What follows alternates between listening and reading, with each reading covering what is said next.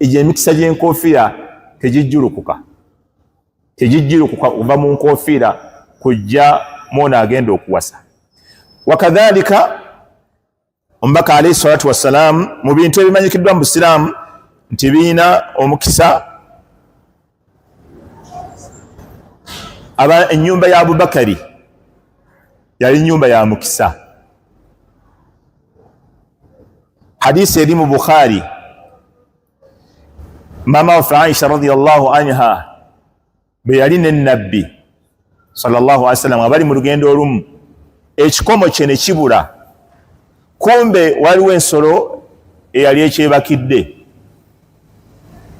Kakati ne banoonya ne babulwa, obudde bw'essala ne butuuka, banoonya amazzi tebafunye mazzi, bakoze batya? Naye ng'ekibasibyawo obutafuna mazzi kikomo. Kakati aya ya tayammamu nekka, aya ya tayammamu ne babalagira okutandika okuva olwo okukozesa ettaka oba enfuufu bwe tuba tubuliddwa amazzi. Kati hadisi nejja ng'egamba ma hadhihi bi awwali barakatikum ya ala abi bakari, ma hadhihi bi awwali barakatikum, guno si gwe mukisa ogusoose ya ala abi bakari, abange mu abantu b'ennyumba ya Abubakari. Amakulu ennyumba ya Abubakari, guno si gwe mukisa gwammwe. Amakulu Allah yayisiza ku Aisha muwala wa Abubakari, ne bafuna aya etuteewuluza nti bwe tuba tetufunye mazzi fatayammamu sa'idan tayyiba, mutayammame.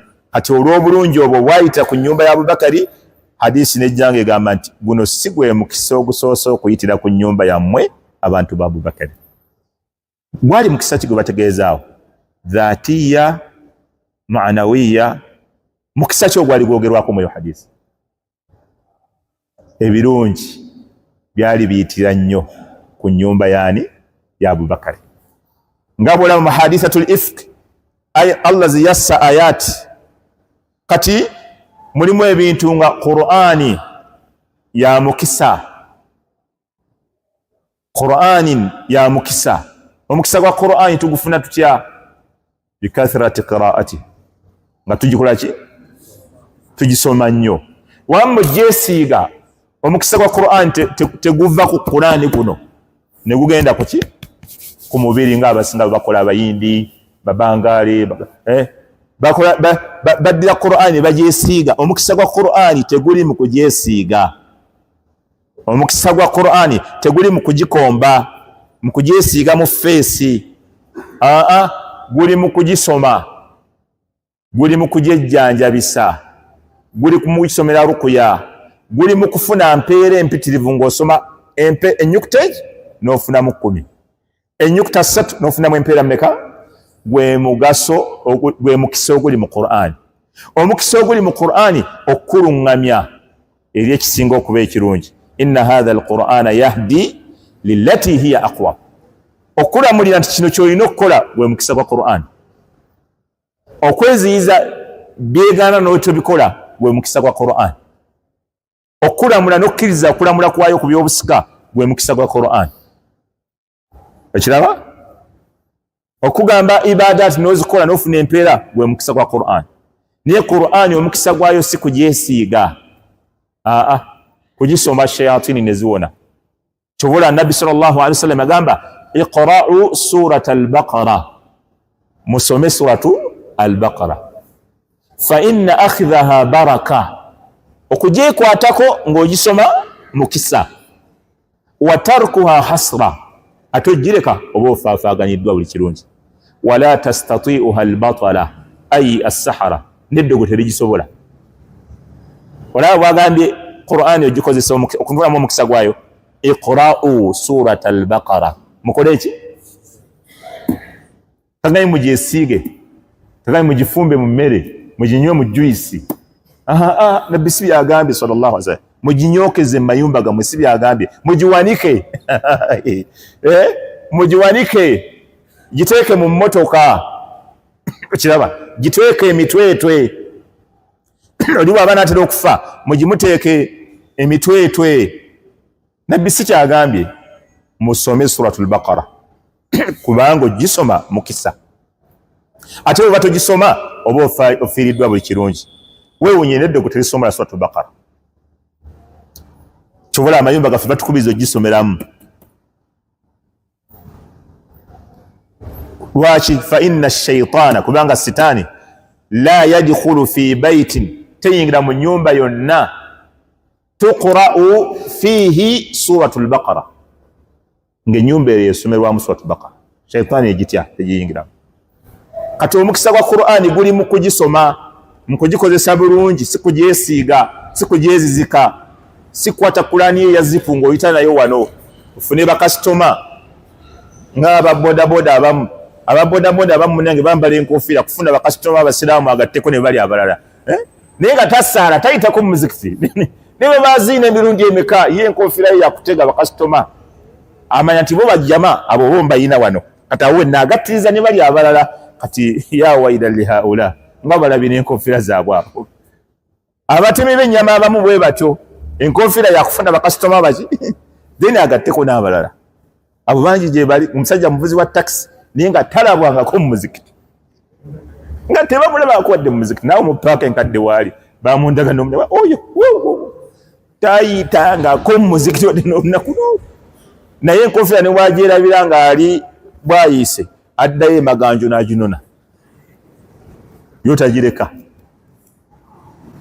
ate abo nabo bali mu bitonde ebyewungisa mu nsi muno nga ye enkofiira ye yakutega alina byatega okiraba naye ng'emirimu y'enkofiira gyemulagira okukola ate enkofiira yo si ya mukisa layika ya kisiraani eyo enkofiira yo kati terina mukisa wadde so baabu tabarruku omulyango gwa tabarruku gwagala okwetegereza gulimu albarakatu adhaatiya naye nga mutanaqila waliwo albarakatu almanawiya baraka ng'eri makulu nga mu ramadaani baraka weeri eri makulu olunaku lw'ejjuma baraka eri makulu ne asulu enkulu kw'olina okuzimbira nti ekintu kyetunoonyezaamu omukisa kiteekwa okuba nga kiriko obujulizi okuva ewaani ewa Allah nga Allah yatulagira nti ekyo kirimu omukisa kati omukisa ne tugunoonya mu nnoonye emu ku ebbiri ekirina omukisa ogujjulukuka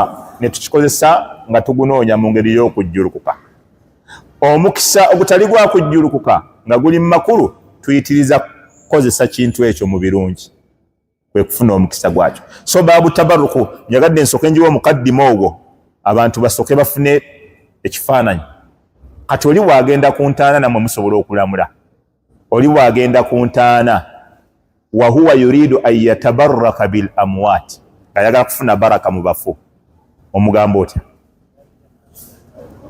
otya kabaka awedde mudda ekyakoze kiba tekiriyo kabaka awedde mudda kubanga abafu amwaatun ghayru ahya oba okoze shiriki yennyini kubanga abafu baraka zaabwe tetulina bujulizi kuva wa Allah nti abafu bano balina baraka ekyokubiri tetulina bujulizi kuva wa Allah nti baraka z'abafu zijjulukuka ne zibavaako ne tukola ki ne tuzifuna ate tulina bujulizi bugamba nti bw'okolera awali abafu ofuna ki emirimu emirungi ofuna baraka kitegeeza jamiul awjuh engeri zonna abaali ku bukyamu tetulina bujulizi bulaga nti kabuli zivaamu emikisa ne gijja mu balamu ekyokubiri tetulina bujulizi bugamba nti bw'okolera ku ntaana emirimu emirungi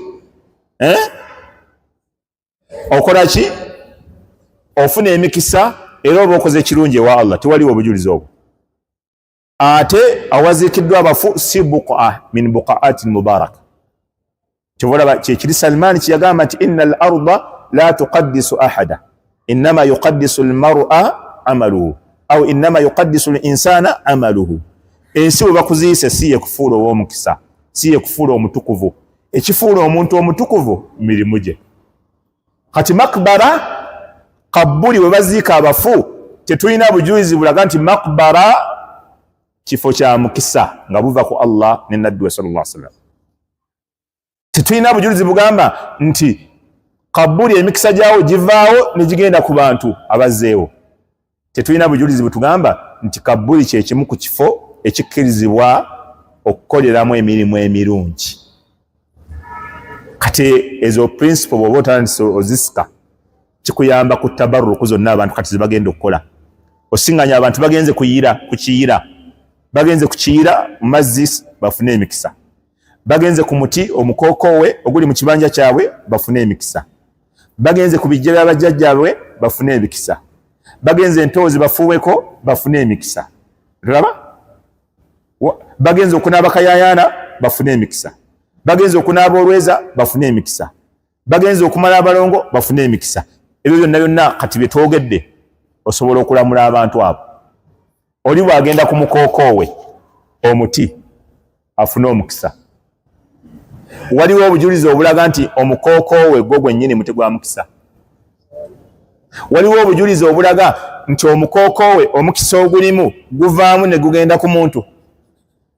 Waliwo obujulizi obugamba nti bw'okolera ibaadaati awali omukokoowe ofuna omukisa. Bintu bisatu. Abaffe waliwo obujulizi nga Allah akakasa nti ogwo omuti omukokoowe muti gwa mukisa. Idhan kati buli yonna akola tabarruku. Tunuulira ezo principles etwogedde. Bw'oba oyagala kukola tabarruku ku kintu kyonna, sooka ononye baraka ya kino eri mu ki? Baraka ya Zamzam munywa, baraka ya Qur'ani kusoma, ekirala baraka ya Kaaba genda kukolerawo mirimu mirungi. Oli wakutuma emikisa e Makka omuleetera ki? Muleetere Zamzam. Ng'egyo emikisa gyensanzeeyo e Makka. Bwakuwa amannya ge, gana amannya gange ne bajjajjange bweki bw'otuuka wali gasome awali nabbi atuusize message yaffe wa Allah. Apapula yuza koche.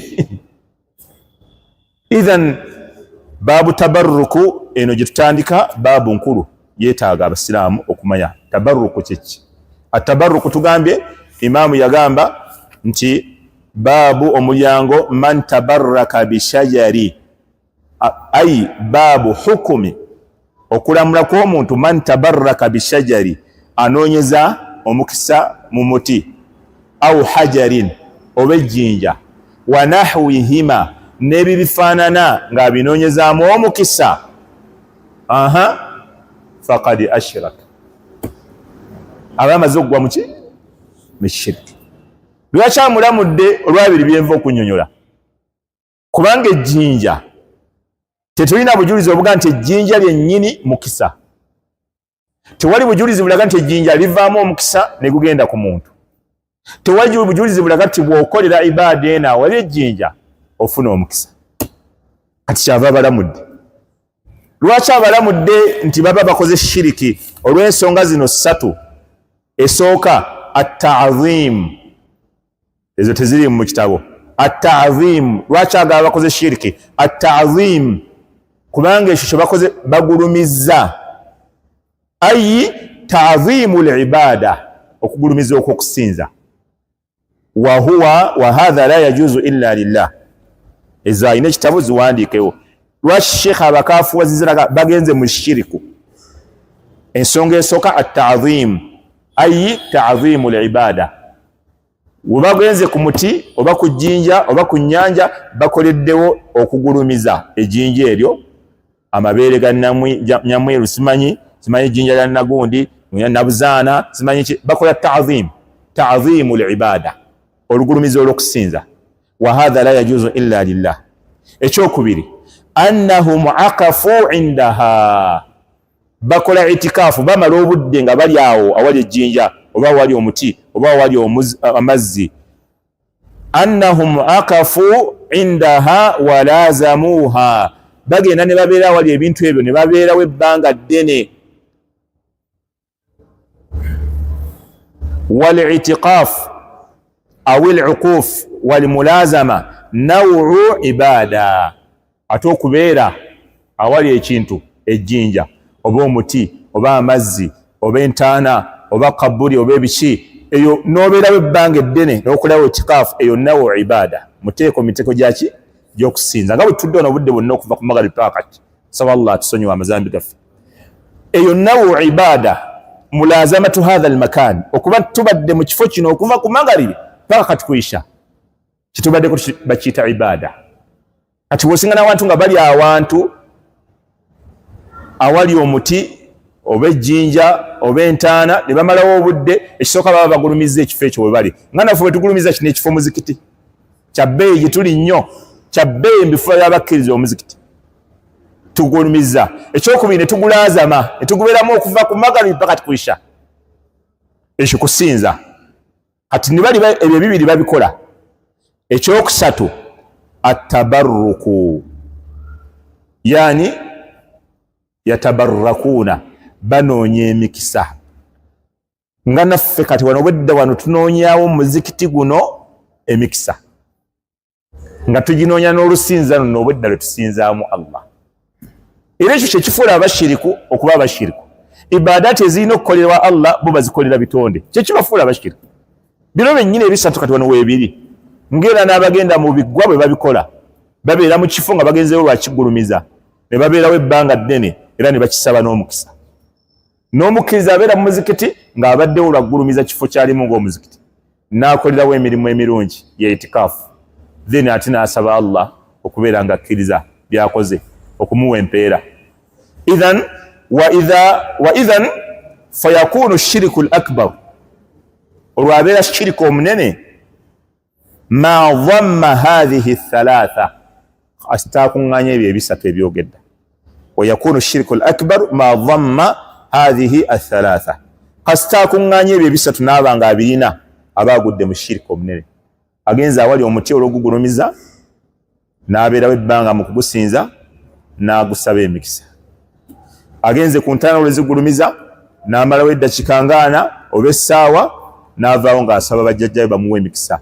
Oyo mushiriku shirikun akbar, naye ng'ayise mu baabu yaki eya tabarruku, eya atabarruku.